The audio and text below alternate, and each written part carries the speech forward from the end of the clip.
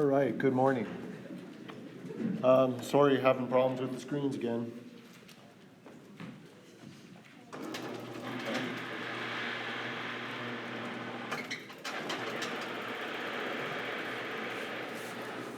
Looks like the IT guy needs to be tipped again. All right, we are talking about the gradient vector. Announcements first. You're working on assignment 3 right now, right? It's due next week sometime, early next week or something. I think we gave you a day or two extra because of the holiday, right? Because you're all going to be comatose after eating turkey. Okay, so you're working on assignment 3. Quiz number 2 will be not this weekend, but next weekend.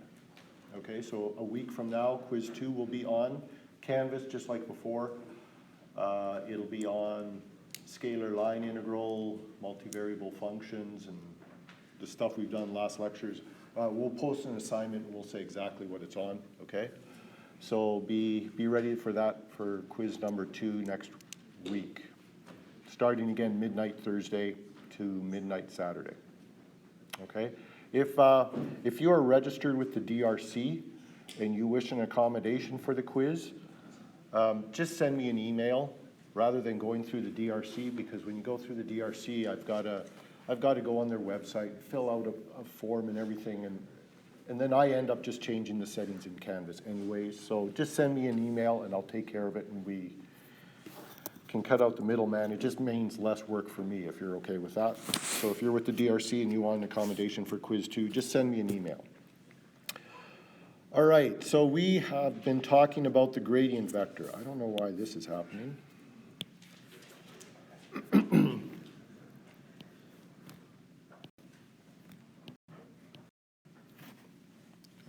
I shouldn't start around, should I?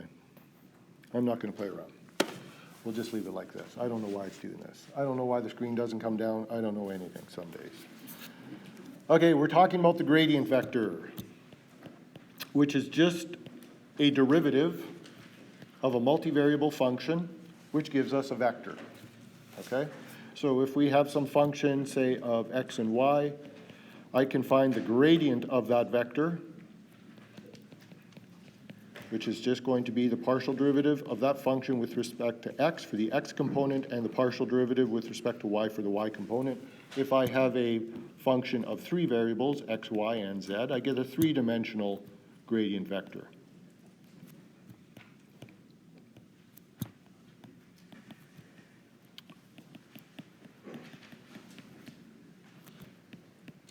Okay, so the gradient vector just has the partial derivatives of the function with respect to x, y, and z. Okay, so what's the big deal? Well, the big deal is, just like any other derivative, it gives you information about the slope of something. Okay, the magic thing about the gradient, which we'll talk about more in a minute, but I'll let you know now, because it's really the important thing about the gradient is it gives you a vector. The vector has a magnitude and it's got a direction.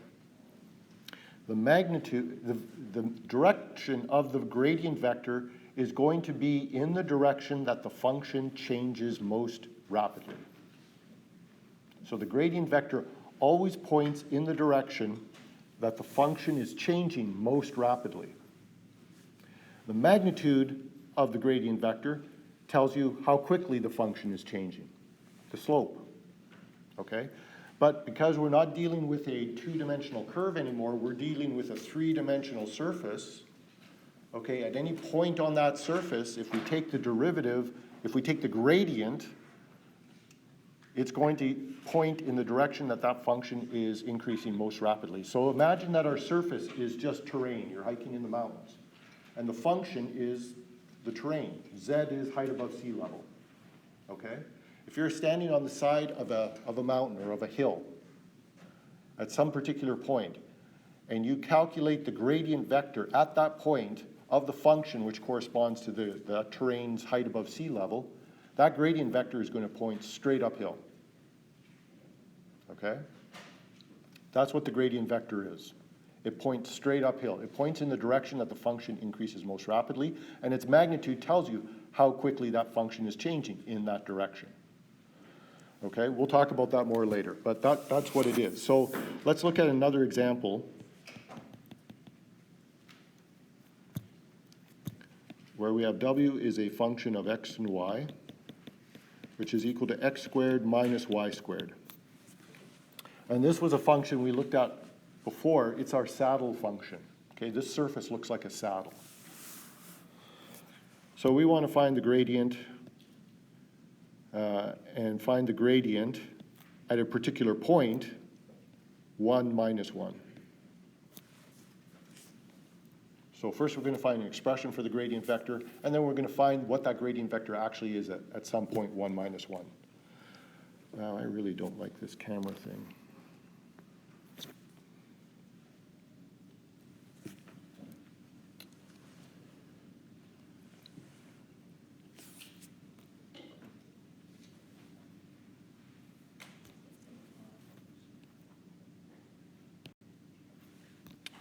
Okay. Well, finding the gradient is usually pretty easy. Okay, we have a function of two variables, so we're going to get a two-dimensional vector. The first component is the partial derivative with respect to x. Second component is the partial derivative with respect to y. Okay, so that's the easy part. Then, finding it at a particular value of 1 minus 1, that's pretty easy too. So x equal to 1 gives us 2, y equal to gives us 2, y to negative 1 gives us 2. Okay, so that's our gradient vector at a particular point.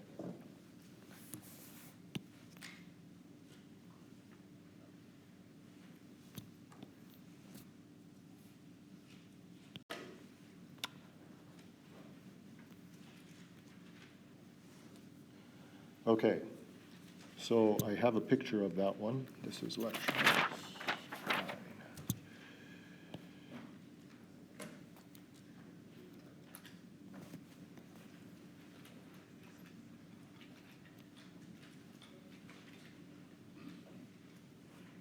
This is our saddle function, right? That's the function x squared minus y squared. Z is equal to x squared minus y squared.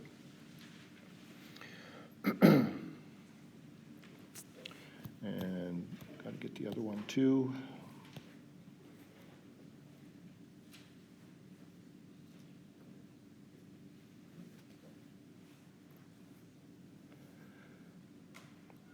That is the contour plot of that function. Remember, a contour plot is a two-dimensional representation of a three-dimensional surface, where the contour lines are the level curves, where a level curve is just sliced through that three-dimensional surface with a plane z is equal to 3, or z is equal to 2, or z is equal to 1. And the intersection of that plane with our three-dimensional surface gives us these level curves, okay? Okay, so we found that the gradient vector is equal to 2, 2 at the point 1 minus 1, okay? Well, I can draw a vector 2, 2 if it starts at the origin where x and y are equal to 0, right? Because this is a two-dimensional vector. I can draw it in 2 dimensions, x and y, the xy plane. So 2, 2 just goes from 0 to x value of 2 and a y value of 2. But this is the gradient vector at a particular point, 1 minus 1. Okay, so now I move this. This is a free vector. As long as I don't change its magnitude or direction, I can move it anywhere I want, and it's still the same vector. So I move it so that its tip is at, or its tail is at 1 minus 1. Okay, because that's where I calculated this gradient vector to be. If I put some other value for x and y in here, I would get a different gradient vector, okay, at a different point. But at this point, 1 minus 1, this is the gradient vector, okay? So as I said, the gradient vector tells you the direction that this function increases most rapidly, okay? If this is a topographic map, we said before when we were talking about level curves and contour plots and stuff, if you want to go uphill, you got to cut across the contour lines, right? And you'll see that that's exactly what this is doing. This gradient vector is right here, and you'll notice on this level curve, it's perpendicular to it, right? So if I'm on a hillside that goes up like this, and I'm standing on a particular contour line, right, a particular elevation, if I want to go straight uphill, what do? I go perpendicular from, right? If I'm on a trail that goes right along the side of the hillside, I don't go up or down when I walk on this trail. If I want to go uphill, what do? I leave the trail at a right angle to go straight uphill. Same thing here, okay? So where this gradient vector exists, which is right here, it's perpendicular to the contour line that it's sitting on. Okay, notice it's not perpendicular here because this gradient vector doesn't really exist up here. It exists down here. We just draw it with this magnitude, okay? It really exists here at this point, 1 minus 1. That's what we calculated it for. Okay, and if I can figure out, okay, 1 minus 1, 1 and 1 minus 1 is somewhere, oh man, somewhere here? I don't know. It's pointing towards the positive x-axis. Yeah, that's hard to see.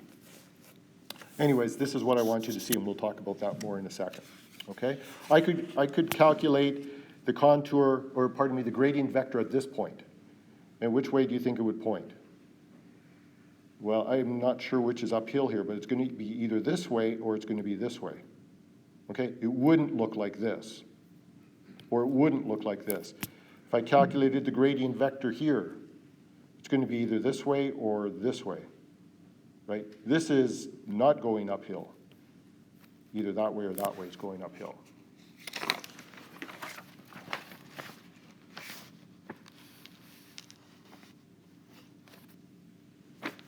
Okay, so let's just write a couple of things down then.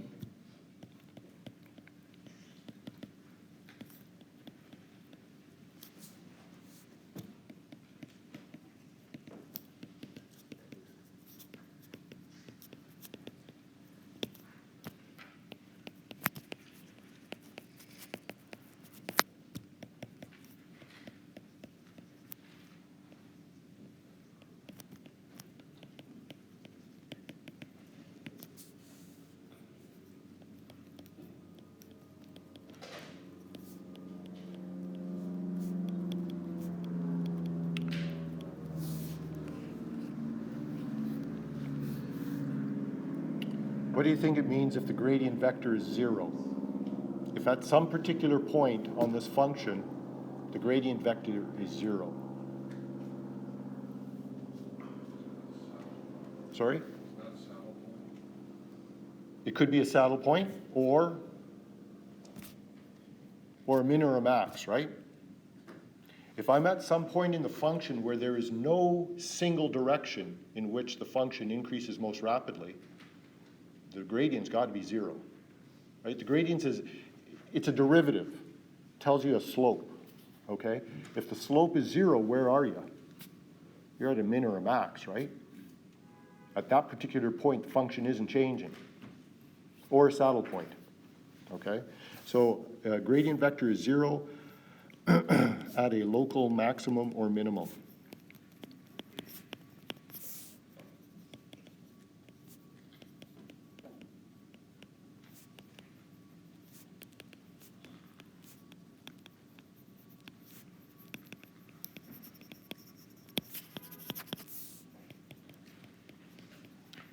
If I'm sitting at the minimum of some function, the bottom of a bowl, there's no one single direction where it increases most rapidly. It increases no matter which way I go, right? So the gradient is 0. We're at a max, same thing. Okay.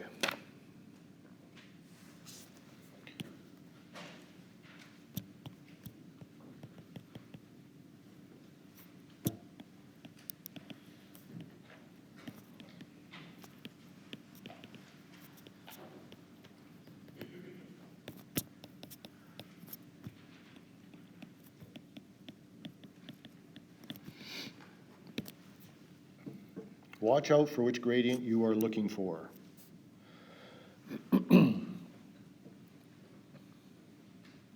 Say I've got z is equal to a function of xy, which is x squared plus y squared, which is it's our elliptic paraboloid. It's a bowl that opens upward. Right, if I make z equal to, or if I make y equal to 0, I got z is equal to x squared. That's just a parabola, an upward-facing parabola in the xz plane. So in 3 dimensions, you spin that in 3 dimensions, you got a parabolic bowl, okay, an elliptic paraboloid. Okay, it's a surface. I can plot that surface in 3 dimensions, okay? I could also say that that's the level surface of a higher order function, right? I could say,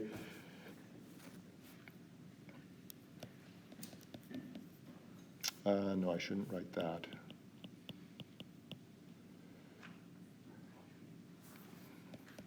Let's just call it this surface.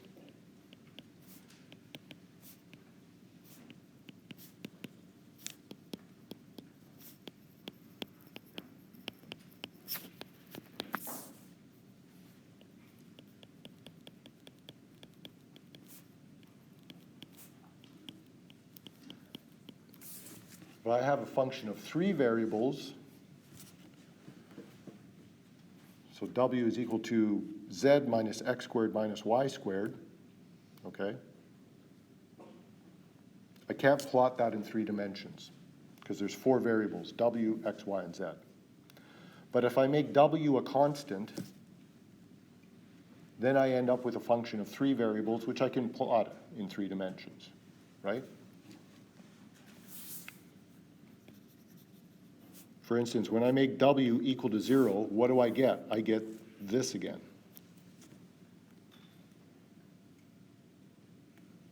Right? So z is equal to x squared plus y squared is one of the level surfaces of the function z minus x squared minus y squared.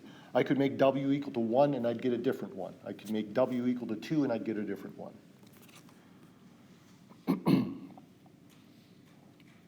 So the contour plot of this function here would consist of a number of level surfaces, each one being an elliptic paraboloid. One of those is this guy here for w equal to 0.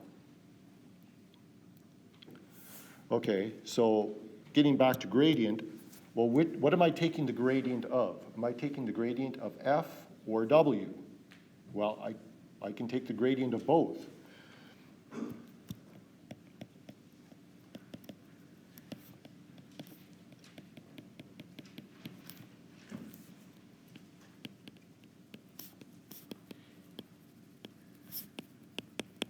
And remember, when I take a gradient vector, I get an expression, some vector, and it's going to be a function of x, y, and maybe z if it's 3-dimensional.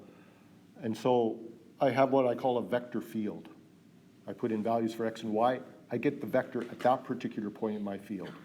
I put in different values for x and y. I get a different vector at that particular point. So I get a field of vectors, one for every point in space, okay? So that's why we call it a field.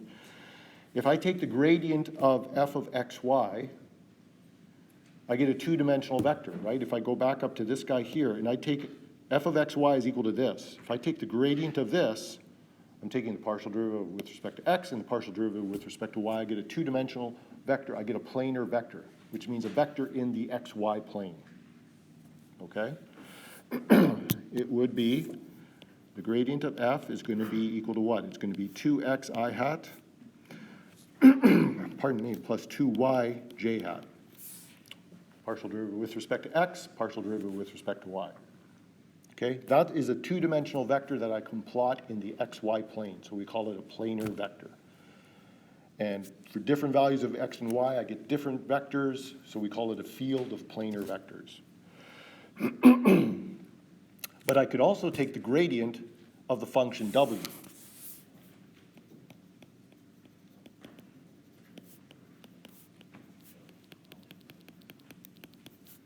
Which is going to give me a 3-dimensional vector, right?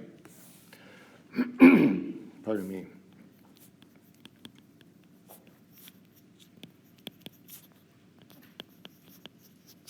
And those 3-dimensional vectors will have x, y, and z components. So they're 3-dimensional vectors. But again, there's a field of them. At every point in space, there's a unique gradient vector. So I can find del w. So I go back to this function here, And I take the gradient with respect to, the partial with respect to x, partial with respect to y, partial with respect to z. I get a three-dimensional gradient vector. Negative 2x, negative 2y, and 1. Okay, that's my gradient vector of w. Okay, it's different than the gradient vector of f. F is one of the level surfaces of the function w.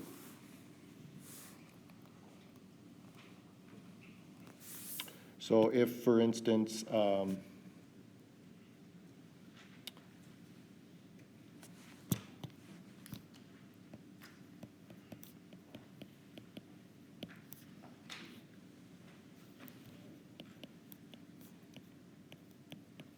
let's say at the point x is equal to 1, y is equal to 1.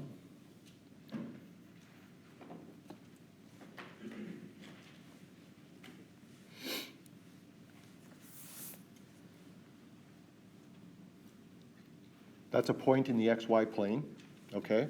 Let's think about this function up here, a little bit farther, there we go. Let's think about this function here. Z is equal to x squared plus y squared. If I put 1, 1 into this guy here, what do I get for z?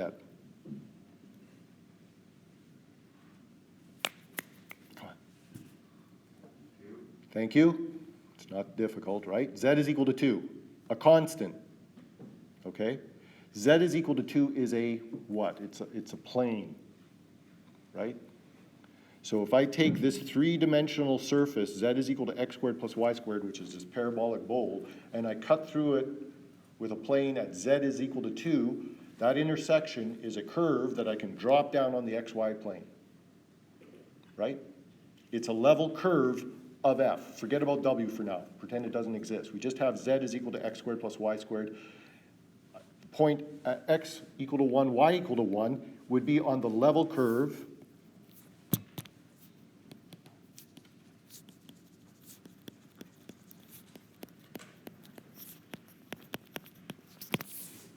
where z is equal to some constant, right? I can take my function f of e is equal to x squared plus y squared, and I could set z to a constant, and I get a curve in the xy plane.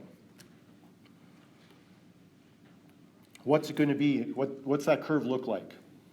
Start using your mental visualization. If I take this function and I make z is equal to 2, what is that? X squared plus y squared is equal to 2. What is that? What kind of curve is that? It's a circle, right? It's a circle in the xy plane with the radius of root 2. Okay, and the point 1, 1 will be on that level curve, because it satisfies the equation 2 is equal to x squared plus y squared, okay? So that's all this means. So all the level curves for this three-dimensional surface will be concentric circles in the xy plane for different z values, okay? Different size circles, but they're concentric, all centered at the origin.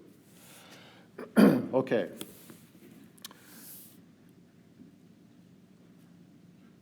So the gradient vector at that point of f would be what? It's just going to be 2, 2, right?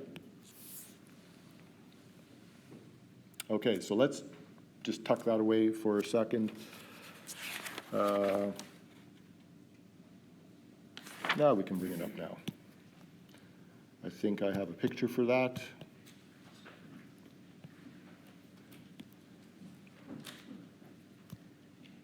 I do.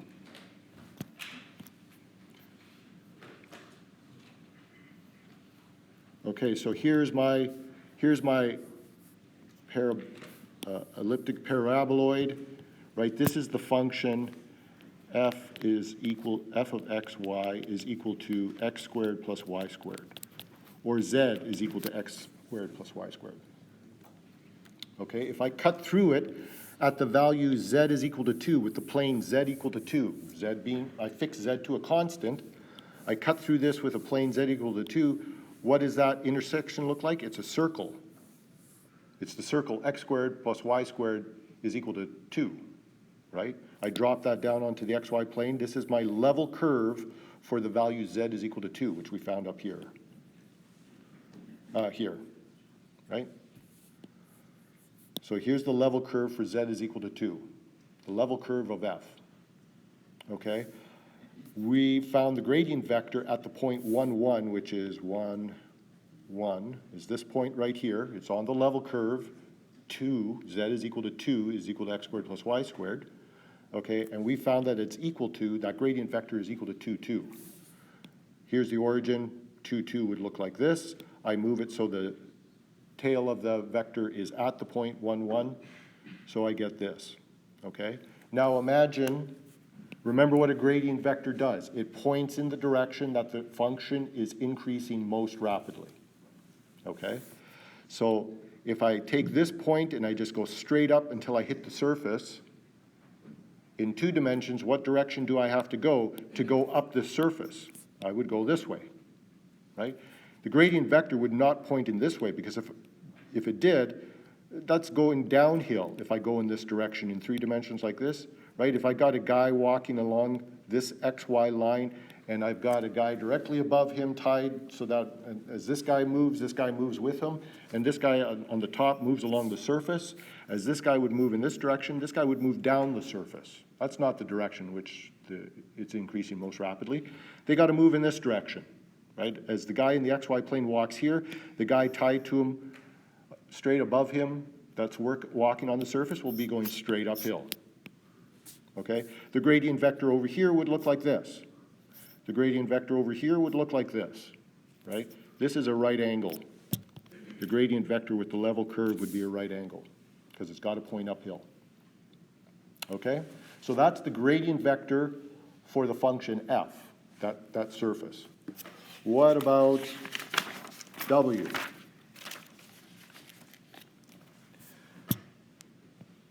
Well, now we're in 3 dimensions at the point P1, 1, 1, 2. So at that point in 3-dimensional space, where is that? That's up here. And let's use a different color. That's right there.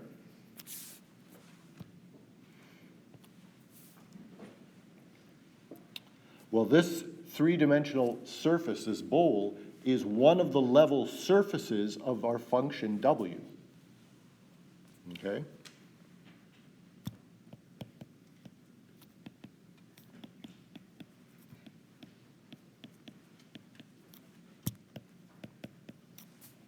Right, where w is equal to, how did we write it up above? Let's make sure we do it the same way.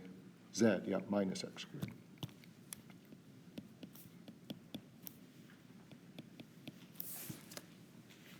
Because if in this function now, this 4-dimensional function, if I set w to the constant 0, what do I get? I get z is equal to x squared plus y squared, which is this surface.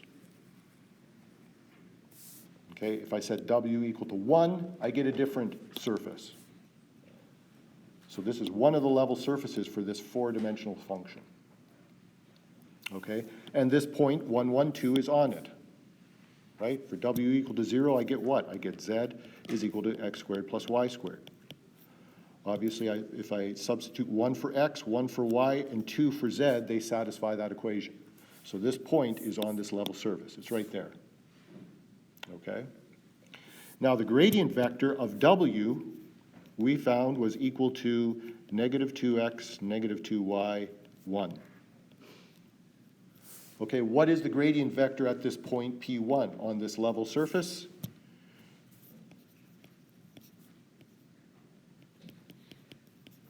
It's going to be negative 2, 1. Okay?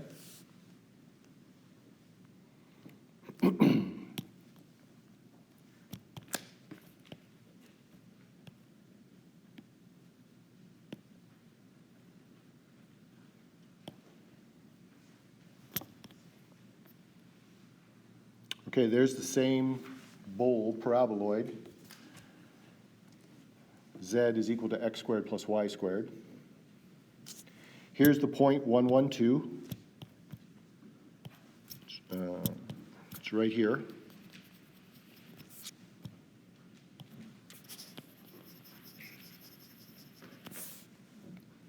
And at that point, I draw this vector, negative 2, 1. okay? It has an x component of -2. So x in the negative direction is like this, so this is pointing backwards. It has a y component of -2, so this is the negative y direction, so it's pointing in this direction, and it's got a z component of 1, so it's going up a little bit in the z direction, okay? So it looks like this. This is it if you started at the origin, then you move it, it's a free vector, you move it so the tail is at the point 1, 1, 1, 2. Okay, because that's where we found the gradient vector for. So what does that tell us? Well, this, again, the gradient vector tells us the direction in which the function is increasing most rapidly. Which function? This function here, W. I can get them both on. This one right here. Now, we cannot plot this function in 3 dimensions. But we can plot one of its level surfaces. Okay, so all this is telling us is you got to move in this direction.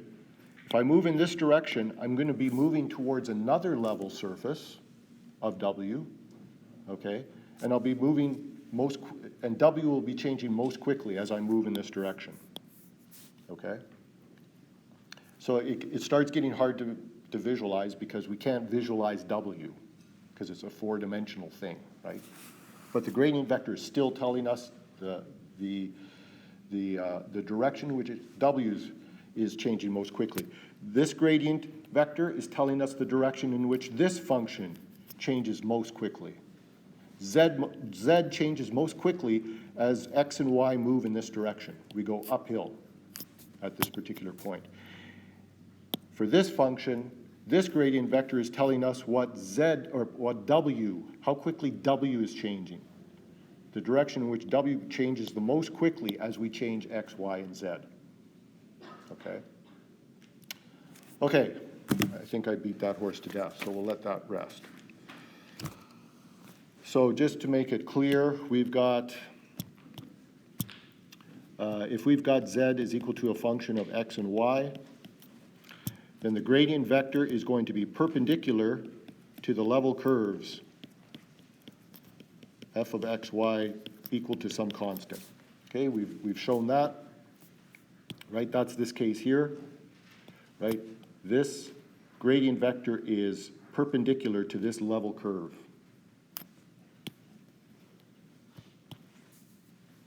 Which means the gradient vector is going to be perpendicular to the tangent line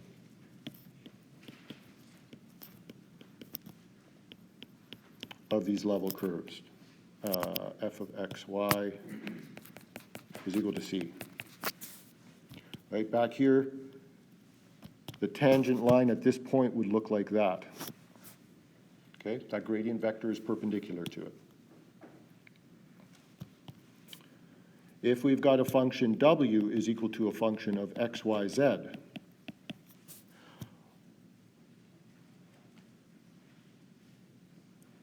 the gradient of that function is going to be 3-dimensional, and it's going to be perpendicular to the level surfaces f of x, y, z equal to some constant c. And we can also say that it'll be perpendicular to the tangent plane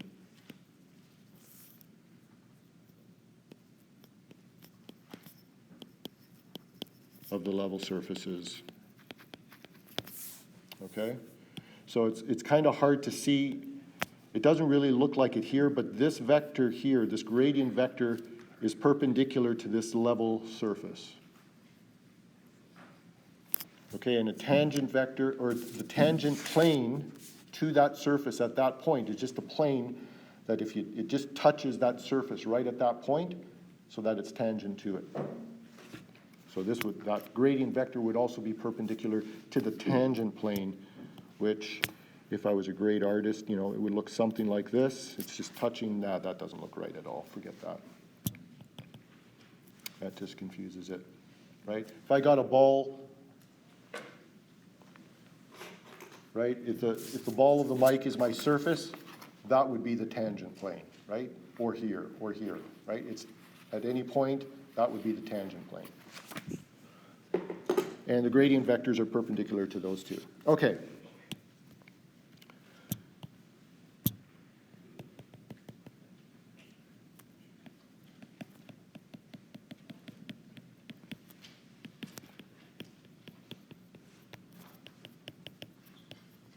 Let's say we've got this function. W is a function of x, y, and z.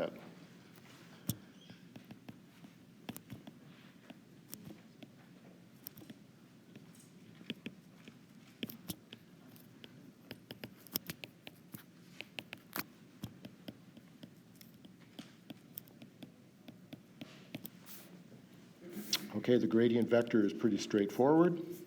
Partial derivative with respect to x is going to be a1, with respect to y is a2, with respect to z is a3 for the function we're given.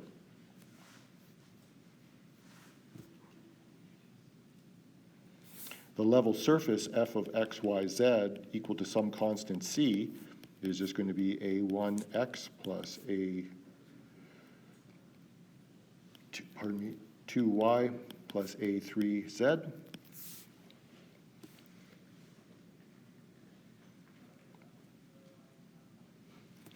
Okay, if you look at this equation, what does this remind you of?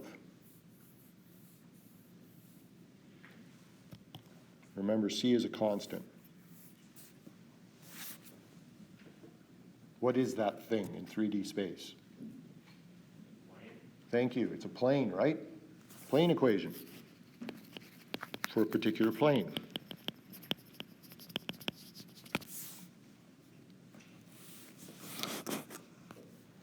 What's the normal vector of this plane?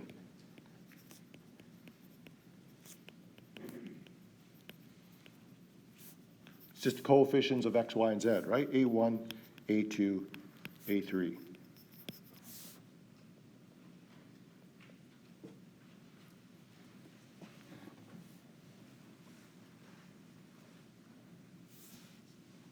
And we know it's normal to the plane. Okay?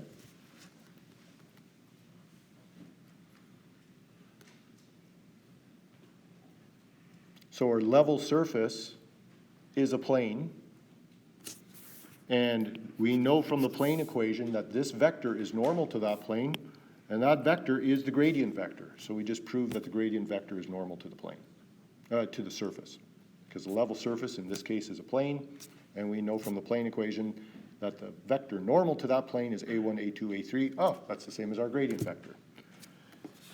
Okay, let's move on. I think in the interest of time, let's just show that. I'm not going to work through the math. It's in the notes if you're interested, but let's just look at the picture because it's so pretty. Okay, so here we have a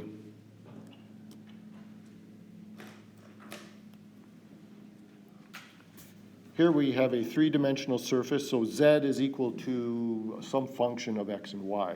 If you want to know what it is, it would be z is equal to 4 minus cos squared x plus cos squared y squared.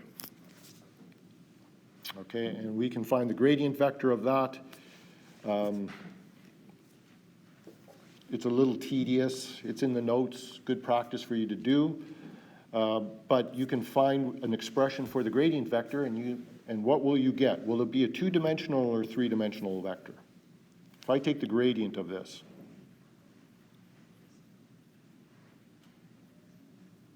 two-dimensional or three-dimensional? Two-dimensional, right? Because there's only x and y's here. Z is a function of x and y. Okay, so I get a vector with expressions of x and y in it, which means I can plot them in the xy plane. This would be them here. So this is the this is the field of gradient vectors. Okay, at this particular point xy, it looks like this. At this particular point xy, it looks like this. Okay, so you can see that, and you can remember that the gradient vector always points in the direction that the function, in this case z, is changing most quickly, and the size, its magnitude, The magnitude of the gradient vector tells you how quickly z is changing.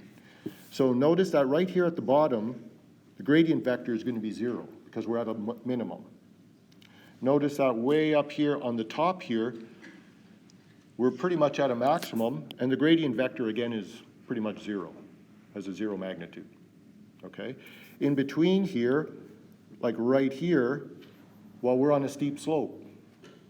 So at that point, the gradient vectors, they're going to be pointing in the direction that it increases most rapidly. So x, y have to go in this direction for the function to point it uphill, right?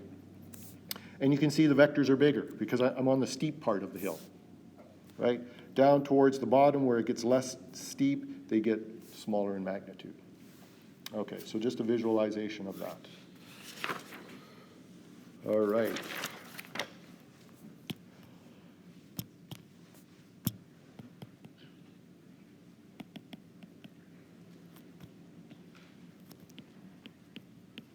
Classes on the Friday of a long weekend are tough, aren't they? Nobody wants to be here.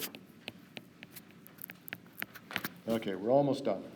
Tangent planes and normal lines for level surfaces. If we've got some function w of x, y, z, and let's assume that, oops, pardon me. Say we've got a position vector, r of t, which is some function of t for the x component, some function of t for the y component, some function of t for the z component. Okay, and this is a position vector for a smooth curve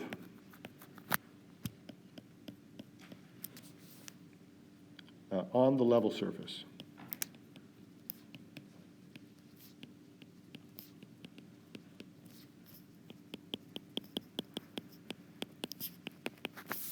Okay, so we set w to some constant, and now we have f of x, y, z is equal to this constant. That's a three-dimensional function. We can plot it in three-dimensional space. We got a level surface of this function w. And we've got this position vector, which is pointing from the origin to a point on this level surface, this three-dimensional surface, for different values of t. As t changes, we go to a different point. R points to a different point on this three-dimensional level surface. Okay, that's what R is. It traces out a curve. So if my level surface is a sphere, then R is going to point, it's going to trace out some path on the sphere, on the surface of the sphere, as t changes. That's what R is. Okay, well, then we can say that f, we can change all the x's in our function for our level surface to this value of t, right? Because everywhere, if this r, if the tip of this position vector is always on the surface f, well, then that means I can substitute, these expressions have to satisfy this level surface here. So I can rewrite it f as a function, x as a function of t. I can replace all the y's with this function of t, y, and z. So I replace all the x, y's, and z's in my function with these expressions of t, because they're on the surface, so they have to satisfy the equation. Okay, so that's equal to c on this level surface. Well, I'm going to differentiate both sides with respect to t.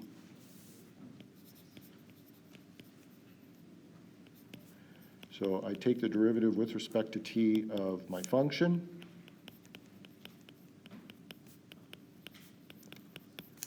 And when I take the derivative with respect to t of c, which is a constant, what do I get? 0, right? It's a constant. Derivative is 0.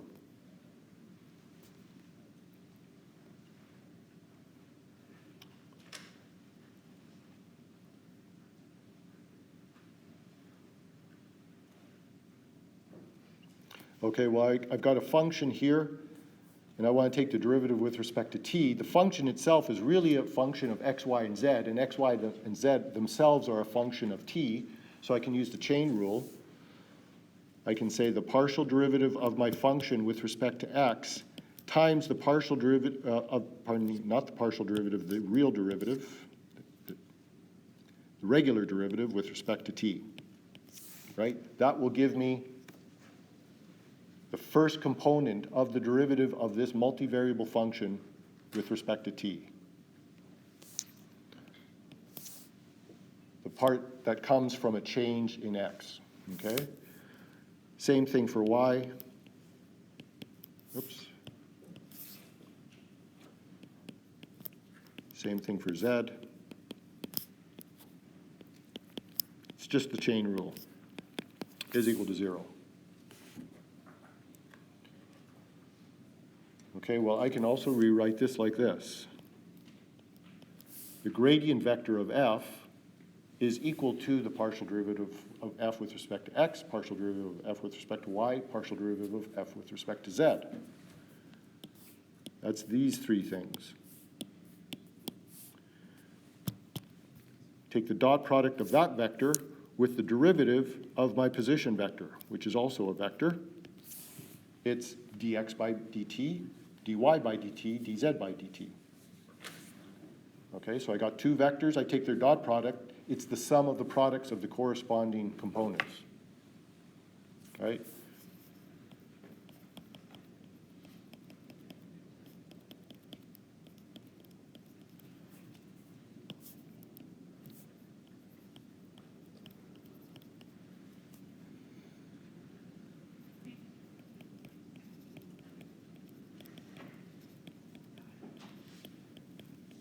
Just to make it clear. Those are the two vectors. Their dot product gives me, this. Right, the dot product is this. So that is equal to 0. So if I have two vectors and their dot product are 0, what do I know about their relative orientation? What's the angle between those two? Dot product is 0. Means the angle between them is normal, 90 degrees. Yep, right?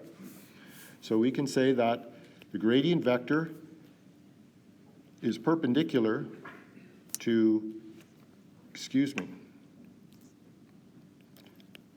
the derivative of the position vector that is, and the tip of this position vector is on the surface of f. And when we take the derivative of position, we get what in physics? Velocity, right? This guy here is our velocity vector.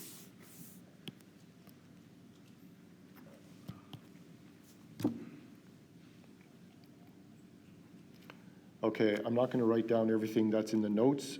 It's in there for you. Let's just look at this picture quick, and we're done.